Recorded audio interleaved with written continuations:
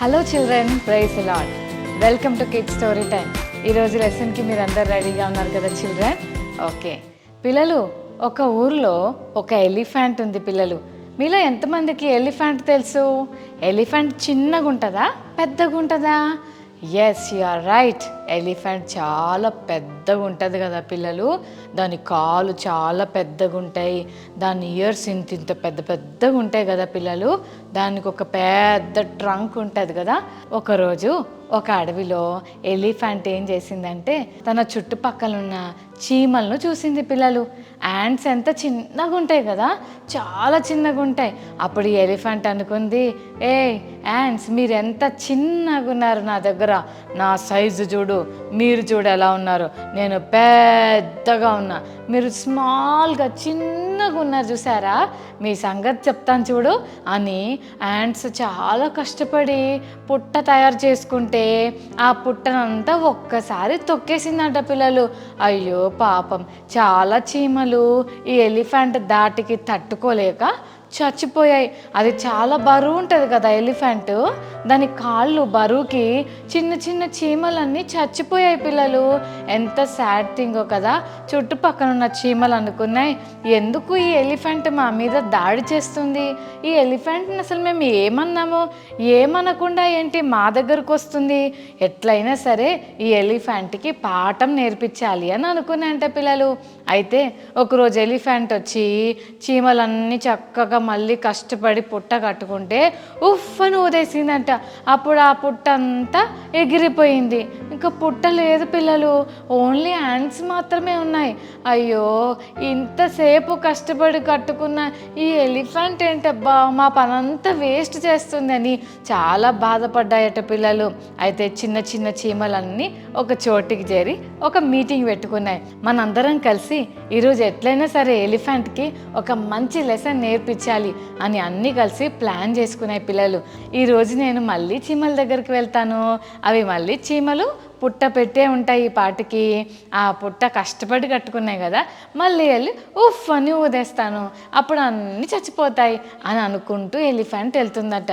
కానీ ఎలిఫెంట్కి తెలీదు, ఆ పుట్ట దగ్గరికి వెళ్ళే లోపలే చాలా యాంట్స్ ఏం చేశాయంటే లైన్గా ఒకదాని వెనకాల చీమలన్నీ మెల్లగా లైన్గా వెళ్తూ ఎలిఫెంట్ ట్రంకులోకి వెళ్ళిపోయాట పిల్లలు. కాళ్ళ మీద పడితే కాళ్ళు దులుపుకోవచ్చు, మరి బాడీ మీద పడితే ట్రంక్తో తీసేసుకోవచ్చు, కానీ ట్రంక్లో కొడితే ఎలా చేయాలి, ఏం అర్థం కావట్లేదు పిల్లలు. ఎలిఫెంట్ చాలా ఇబ్బంది పడుతుంది, ఎట్లా చేయాలి. ఈ ట్రంక్లోకి ఆ చీమలన్నీ వెళ్ళిపోయాయి, లోపలికి వెళ్ళి అన్నీ కుట్టి కుట్టి పెట్టాయంట పిల్లలు. ఎలిఫెంట్ చాలా బాధపడి కేకలేయటం మొదలుపెట్టిందంట. అయ్యో నొప్పి నొప్పి, ఎవరన్నా కాపాడండి అని అంటే లోపల ఉన్న చీమలు అన్నాయట, ఇప్పటికైనా నీకు అర్థమైందా, మేము చిన్న చీమలైనా ఇంత పెద్ద ఎలిఫెంట్ అయినా నీకు మేము మంచి లెసనే చెప్పాం కదా, ఇప్పుడైనా గుర్తుపెట్టుకో, అనవసరంగా ఎవరి జోలికి వెళ్ళొద్దు, అర్థమవుతుందా అని చీమలన్నీ ఎలిఫెంట్కి లెసన్ నేర్పించాయంట. నిజమే కదా, తనకే హాని చేయకపోయినా యాంట్స్ మీదకి ఎలిఫెంట్ దాడి చేసింది కదా, మనం అలా చెయ్యొచ్చా పిల్లలు? ఎవరినైనా మనం ఇబ్బంది పెట్టొచ్చా? మన మాటల్లో కానీ మన ప్రవర్తన ద్వారా కానీ మనం ఎవరిని బాధ పెట్టకూడదు పిల్లలు. ఇతరులను మనం బాధ పెడితే అది మనకు సేఫ్ కాదు. బైబిల్ గ్రంథంలో కూడా ఒక అంకుల్ ఉన్నాడు, ఆ అంకుల్ పేరు హామాను. ఆ అంకుల్ దేవుని బిడ్డైన మొర్దెకైని ఎలా బాధ పెట్టాడో ఇప్పుడు మనం చూద్దాం. Are you ready children? Okay.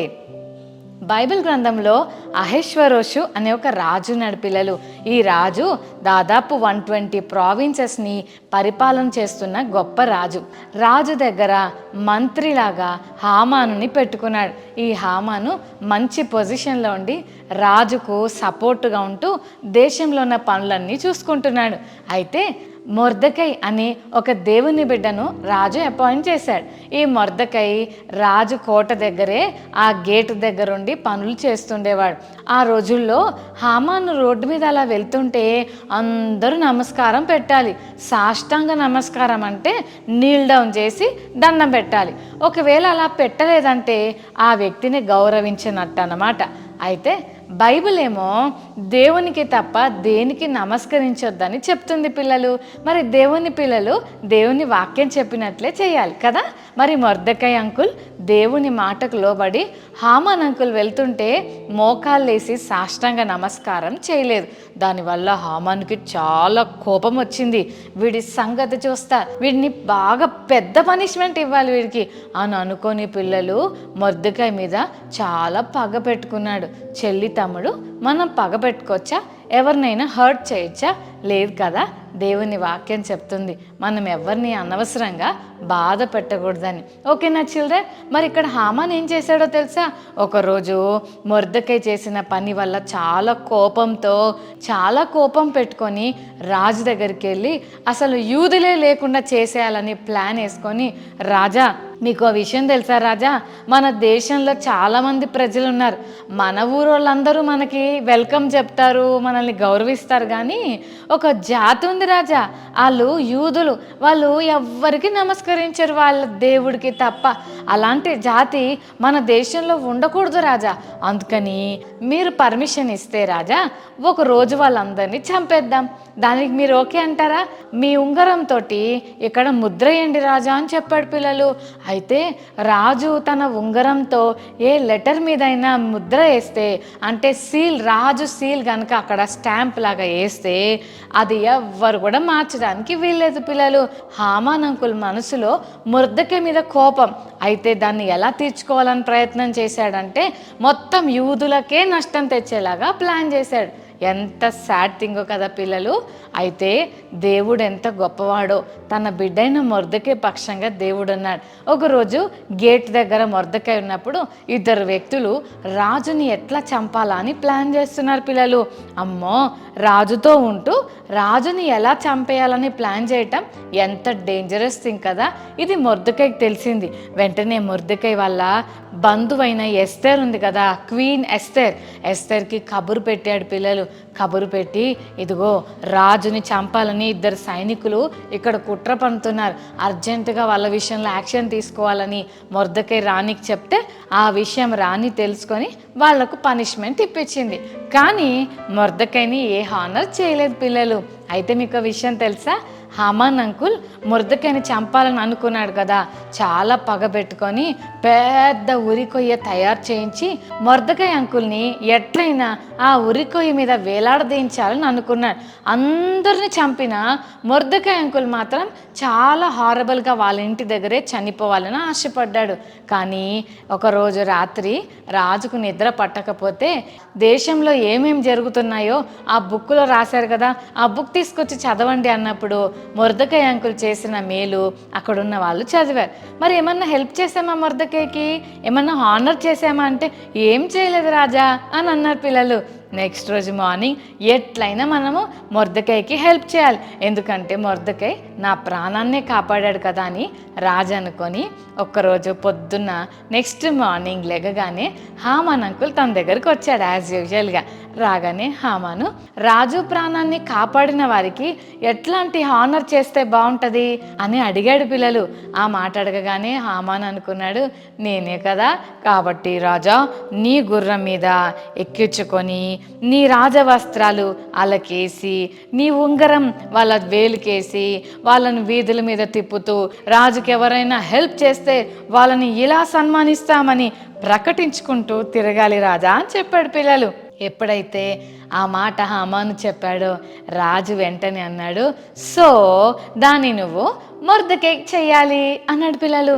ఆశ్చర్యపడు, అమ్మో నాకు నమస్కారం చెయ్యని మొర్దెకైని నేను హానర్ చేయాలా అని చాలా ఆశ్చర్యపోతూ ఎంత కష్టపడ్డాడో పిల్లలు. అయ్యో ఎట్లా ఇప్పుడు బలిరుక్కపోయానే, అసలు నేను అతనికి హామ్ చేద్దాం అనుకున్నా కానీ ఇప్పుడు నాకే హామ్ జరిగే పరిస్థితి వచ్చిందని చాలా బాధపడ్డాడు. అందరి ముందు ఇప్పుడు నేను ఇన్సల్ట్గా ఫీల్ అవ్వాలా, అందరి ముందు నేను అతన్ని ఎక్కించుకొని తిరగాల, అతన్ని ఊరేగిస్తూ తిరగాల అని చాలా ఇబ్బంది పడ్డాడు. అలాగే ఇబ్బందితోనే హామాను మొర్దెకైని ఎక్కించుకొని అలాగే తీసుకెళ్తూ రాజుని ఎవరైతే ఆనర్ చేస్తారో వాళ్ళకి ఇంత ఘనత దొరుకుతుందని చెప్పుకుంటూ తిరిగాడు పిల్లలు. అయితే దేవుడు ఎంత గొప్ప కార్యం చేశాడు. తర్వాత రాణి అయిన ఎస్తేరు రాజుకి విషయం అంతా చెప్పాక హామాను చేసిన కుట్ర రాజుకు అర్థమైపోయింది పిల్లలు. వెంటనే రాజు అన్నాడు, హామానుని అర్జెంటుగా ఇక్కడ నుంచి తీసుకొని వెళ్ళిపోండి, హామానుకి పెద్ద పనిష్మెంట్ ఇస్తానని రాజు ఎప్పుడైతే అన్నాడో ఎస్తేర్ ఆంటీ అనింది, రాజా వాళ్ళ ఇంటి దగ్గర 50 మూరల ఎత్తు పెద్ద ఉరికొయ్య తయారు చేశాడు రాజా, అక్కడ అతన్ని చంపేద్దామా అని అడిగింది పిల్లలు.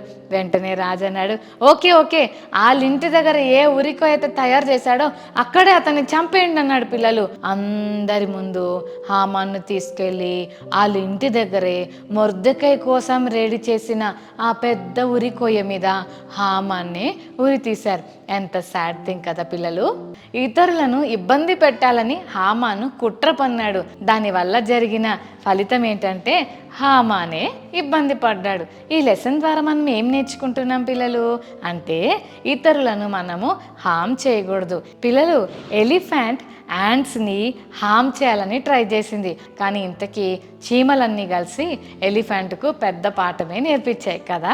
అలాగే హామాన్ అంకుల్ కూడా మొర్దెకైకు ఏదో కీడు చేయాలని ప్లాన్ చేశాడు, కానీ మొర్దెకై అంకుల్ ద్వారా దేవుడే హామాన్ అంకుల్కి పెద్ద లెసన్ నేర్పించాడు. చెల్లి తమ్ముడు, ఇతరులను ఏడిపించడం మంచి అలవాటు కాదు. ఇతరులను బాధ పెట్టడం, ఇబ్బంది పెట్టడం మంచి లక్షణం కాదు. మమ్మీ డాడీని కానీ, ఫ్రెండ్స్ని కానీ, సిబ్లింగ్స్ని కానీ, స్కూల్లో క్లాస్మేట్స్ని కానీ మనం ఎవరిని ఇబ్బంది పెట్టకూడదు పిల్లలు. అలా ఇబ్బంది పెడితే మనకు చాలా మళ్ళీ ఇబ్బందే వస్తుంది. ఇతరులను బాధ పెడితే మనకు సంతోషం ఉండదు పిల్లలు. మనం కూడా సాడ్గా ఫీల్ అవ్వాల్సిన పరిస్థితులు వస్తాయి. ఇతరులను ఏడిపించడం ఈజీ ఏమో, కానీ అది మన దాకా వచ్చినప్పుడు చాలా బాధ అనిపిస్తుంది కదా. మొర్దెకై అంకుల్ని ఏడిపించడం హామాన్ అంకుల్కి చాలా ఈజీ అయిపోయింది, కానీ తర్వాత దేవుడు పరిస్థితిని అప్సైడ్ డౌన్ చేసినప్పుడు హామాన్ అంకుల్ చాలా ఇబ్బందుల్లోకి వెళ్ళిపోయాడు. చెల్లి తమ్ముడు, ఎవరిని కూడా అనవసరంగా ఇబ్బంది పెట్టొద్దు, ఎవరిని బాధ పెట్టొద్దు. ఈరోజు లెసన్ ద్వారా మనం ఈ విషయాన్ని నేర్చుకున్నాం. ఏం నేర్చుకున్నాం మళ్ళీ చెప్తారా పిల్లలు? ఎవరిని ఇబ్బంది పెట్టకూడదు అని నేర్చుకున్నాం. ఓకేనా?